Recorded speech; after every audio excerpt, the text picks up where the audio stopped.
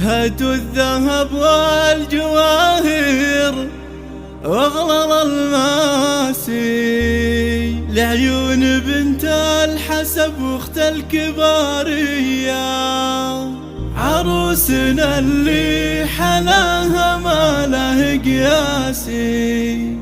هذه رزان ما الأوصاف الخيالية،